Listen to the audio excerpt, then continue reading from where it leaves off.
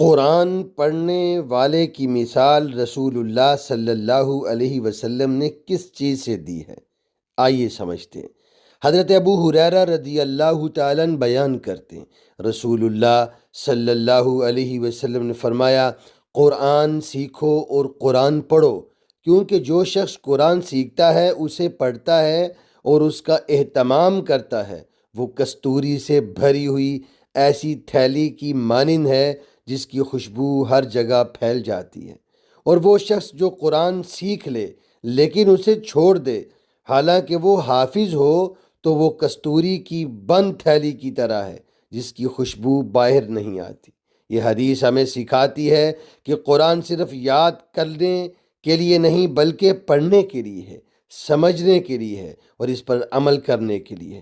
اللہ ہمیں قرآن کو زندگی کا حصہ بنانے کی توفیق عطا فرمائے۔